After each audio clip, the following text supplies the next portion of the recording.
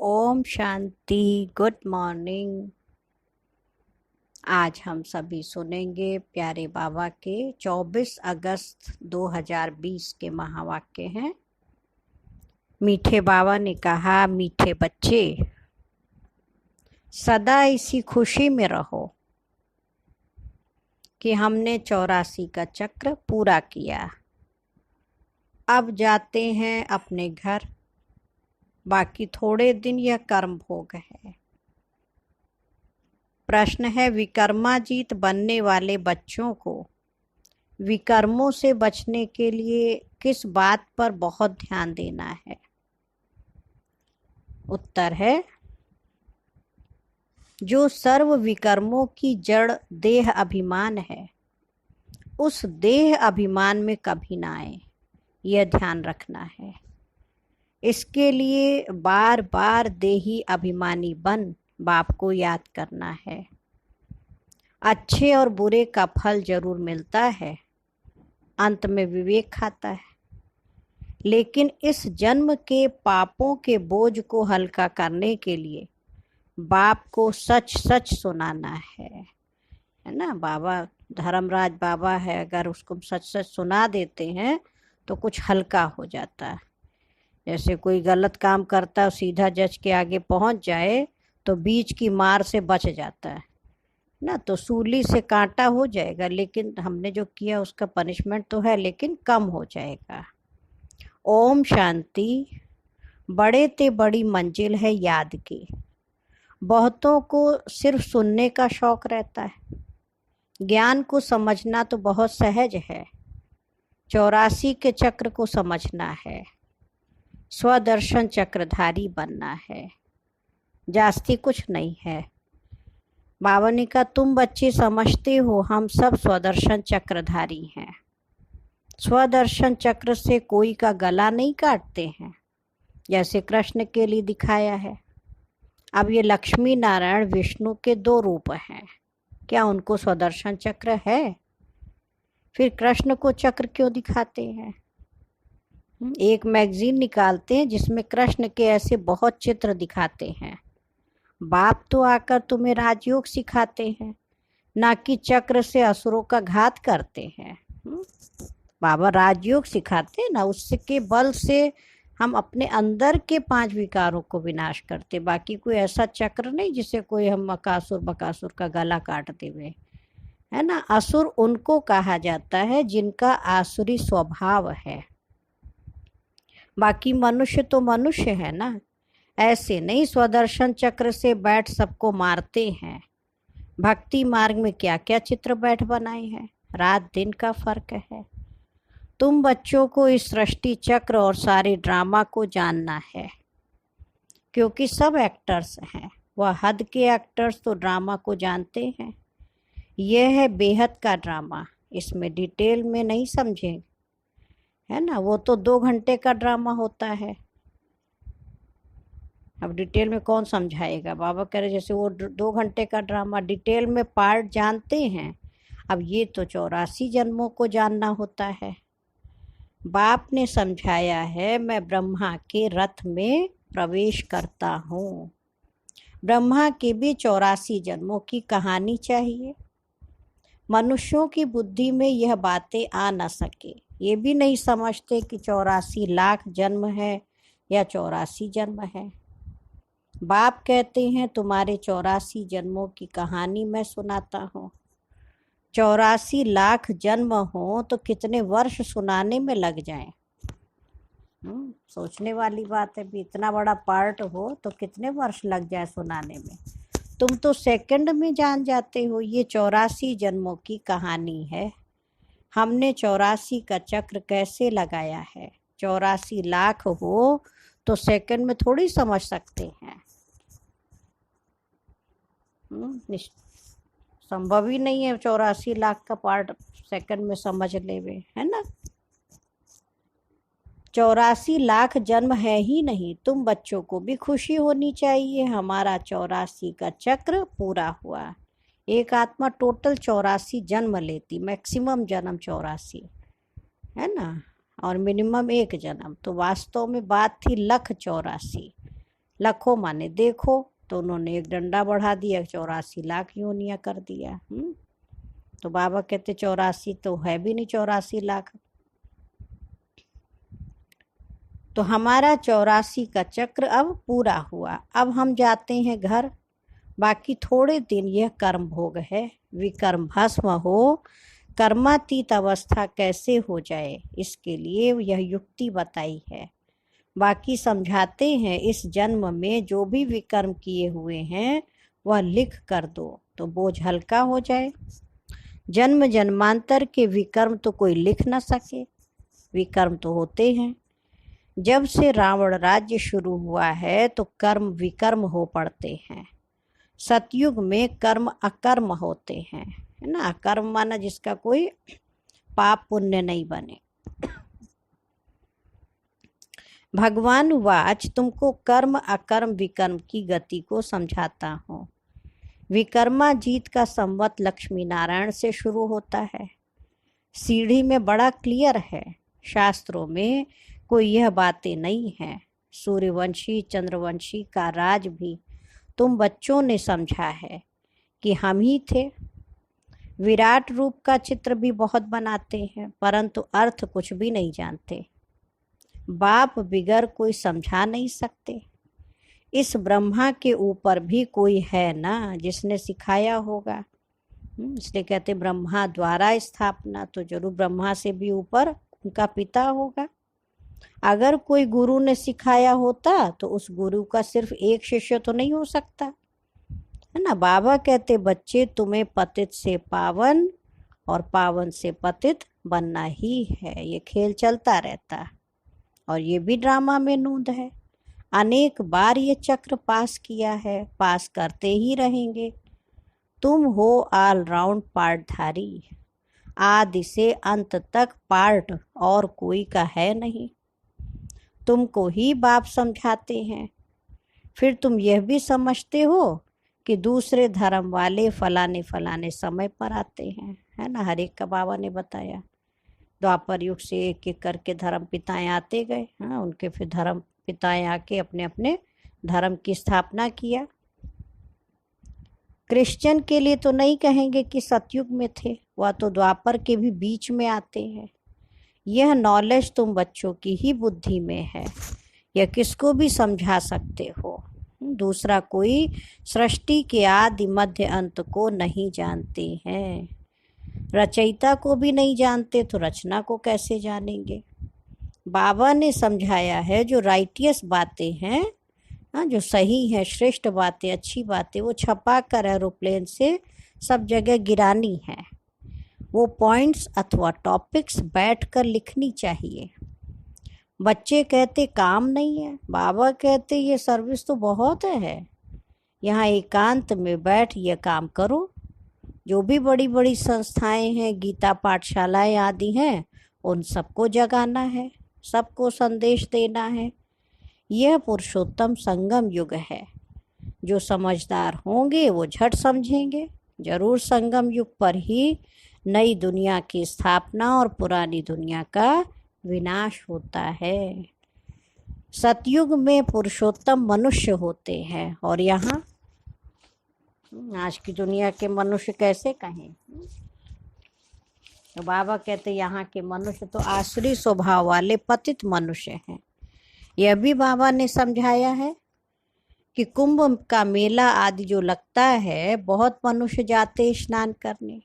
अब क्यों स्नान करने जाते हैं, है ना, ये समझाने की बात है ना। पावन होना चाहते हैं तो जहाँ जहाँ मनुष्य स्नान करने जाते हैं वहाँ जाकर सर्विस करना चाहिए। हाँ, बच्चे कहते हैं ना कोई काम नहीं, बाबा कहते जाओ वहाँ सेवा करो, काम है। अब तो बाबा कह रहे मनुष्यों को समझाना चाहिए ये पानी कोई पतित पावनी नहीं है। तुम्हारे पास चित्र भी हैं, गीता पाठशालाओं में जाकर ये पर्चे बांटने चाहिए। बच्चे सर्विस मांगते हैं कि बाबा कोई सेवा दो, तो बाबा कह रहे ये बैठ कर लिखो, गीता का भगवान परम पिता परमात्मा शिव है, ना कि श्री कृष्ण। फिर उनकी बायोग्राफी की महिमा लिखो। है ना। क्या उनकी बायोग्राफी है शिव बाबा की, वो लिखो। देवी देवताओं की लिखो, शिव बाबा की बायोग्राफी लिखो, फिर आप पे ही वो जज करे। ये पॉइंट्स लिखनी है कि पतित पावन कौन है। फिर शिव और शंकर का भेद भी दिखाना है ना। शिव अलग है, शंकर अलग है। यह भी बाबा ने समझाया है कि कल्प 5000 वर्ष का है। मनुष्य 84 जन्म लेते हैं, ना कि 84 लाख। यह मुख्य मुख्य बातें शॉर्ट में लिखनी चाहिए, जो एरोप्लेन से भी गिरा सकते हैं, समझा भी सकते हैं। ये जैसे गोला है, इसमें क्लियर है फलाने फलाने धर्म फलाने फलाने समय पर स्थापन होते हैं।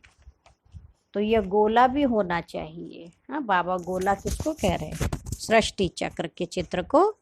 इसलिए मुख्य 12 चित्रों की कैलेंडर्स भी छपवा सकते हो, जो अपने ना प्रदर्शनी का सेट। तो बाबा कह रहे उसका पूरा सेट बनवाओ, कैलेंडर छपाओ, जिसमें सारा ज्ञान आ जाए और सर्विस सहज हो सके।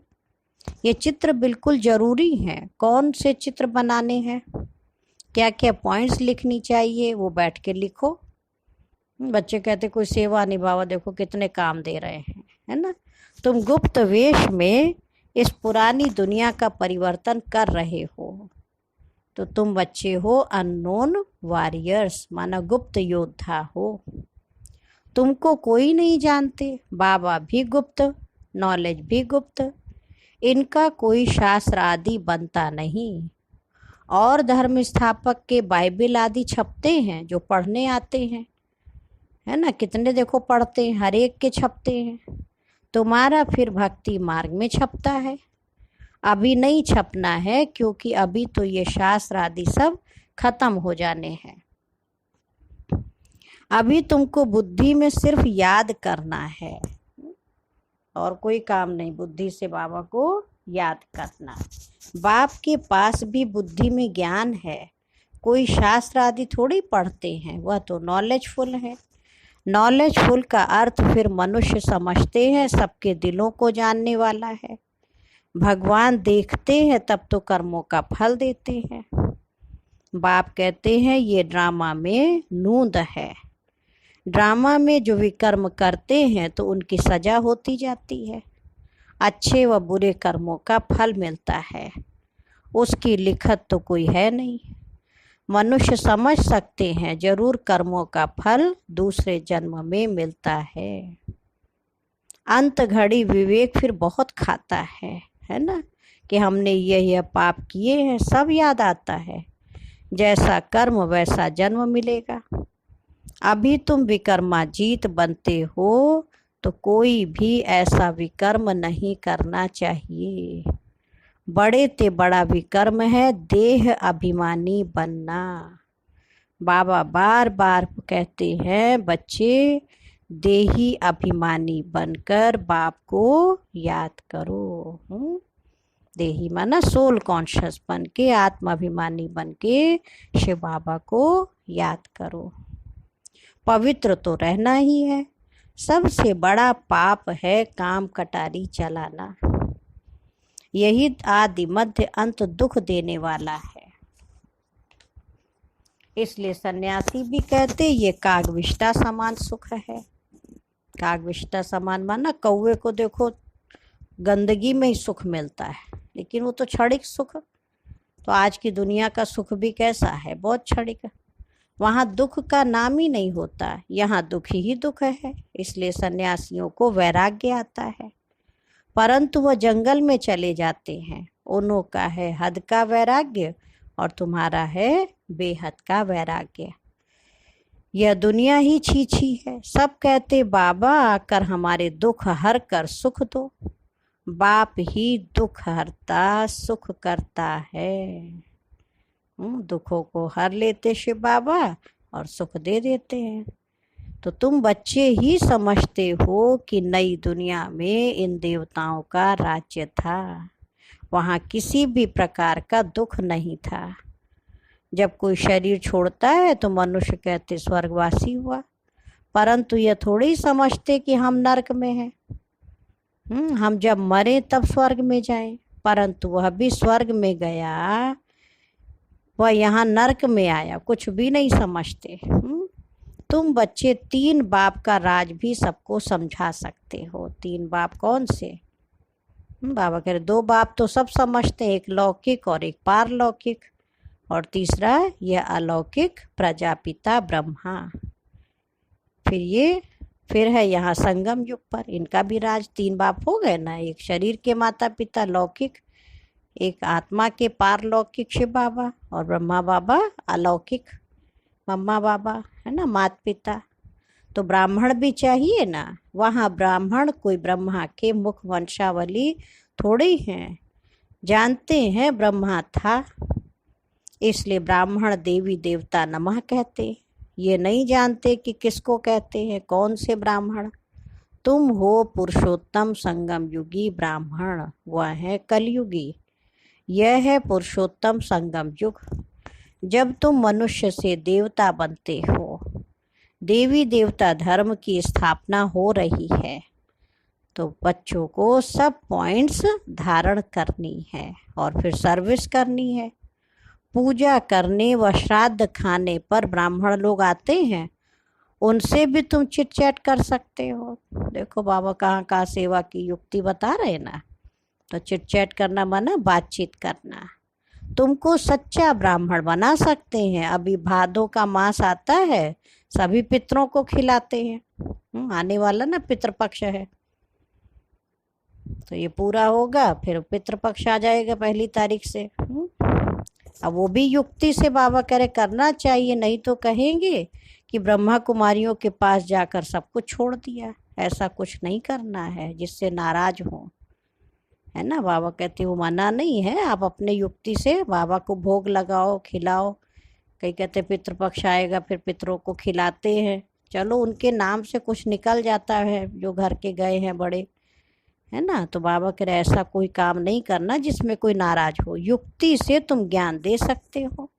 जरूर ब्राह्मण लोग आएंगे तब तो ज्ञान देंगे ना। इस मास में तुम ब्राह्मणों की बहुत सर्विस कर सकते हो, है ना। हर कोई बुलाता ही है कोई ना कोई को कि पितृपक्ष है हमारे यहाँ, तो भाई हमारे गए हुए घर के ही बुजुर्ग हैं, पुरखे हैं, तो उनके नाम से करते हैं। तो बाबा कह रहे उनको सुनाओ, सेवा करो। तुम ब्राह्मण तो प्रजापिता ब्रह्मा की औलाद हो। बताओ ब्राह्मण धर्म किसने स्थापन किया? तुम उन्हों का भी कल्याण कर सकते हो घर बैठे। जैसे अमरनाथ की यात्रा पर जाते हैं तो वे सिर्फ लिखत से इतना नहीं समझेंगे, वहाँ बैठकर समझाना चाहिए। बाबा कह रहे लिखत से नहीं समझेंगे कि आपने लिखा हुआ है, उनको दिखा दिया तो समझ जाए। बाबा कह रहे बैठ के कायदे से समझाना पड़ेगा। तुमको सच्ची अमरनाथ की कथा सुनाए आओ। ऐसे बाबा कह रहे सेवा करो। अमरनाथ तो एक को ही कहा जाता है। अमरनाथ अर्थात जो अमरपुरी की स्थापना करे, वह है सतयुग। ऐसी सर्विस करनी पड़े, वहाँ पैदल जाना पड़ता है। जो अच्छे अच्छे बड़े बड़े आदमी हों उनको जाकर समझाना चाहिए। सन्यासियों को भी तुम समझा सकते हो।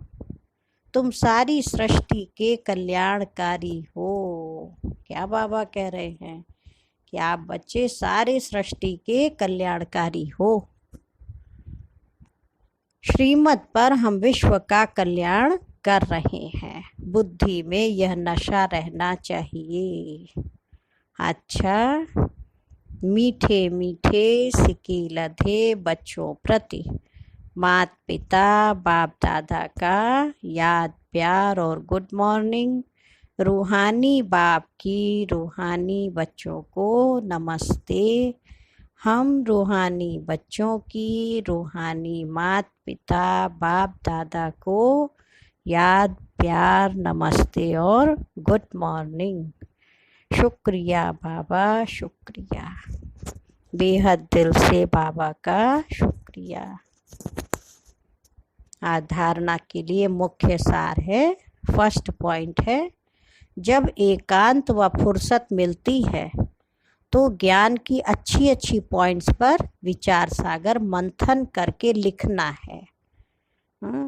बच्चों ने आज कहा है बाबा फुर्सत रहती, कुछ काम नहीं है, कुछ सेवा नहीं है, क्या करें?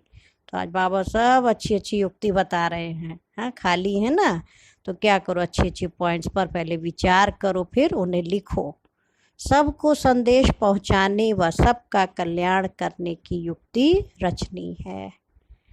सेकंड पॉइंट है, विकर्मों से बचने के लिए देही अभिमानी बन, सोल कॉन्शियस बन बाप को याद करना है।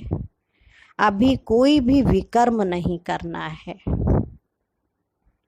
इस जन्म के किए हुए विकर्म बाप दादा को सच सच सुनाने हैं।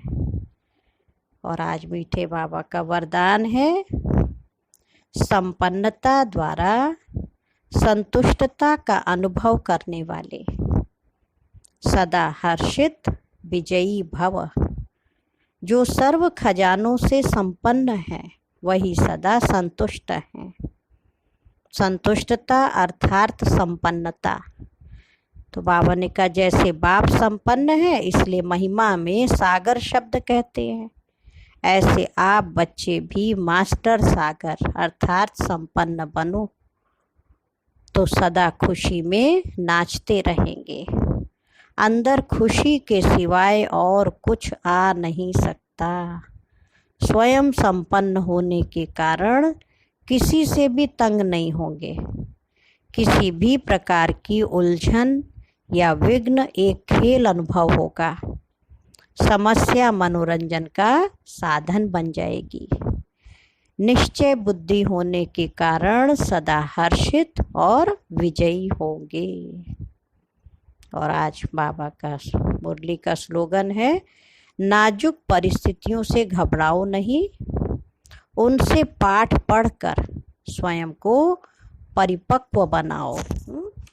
नाजुक परिस्थितियां आती हैं तो बाबा क्या कह रहे हैं, घबराने की जरूरत नहीं है, है ना। उनसे पाठ पढ़कर स्वयं को परिपक्व बनाओ। अच्छा, ओम शांति, ओम शांति, ओम शांति।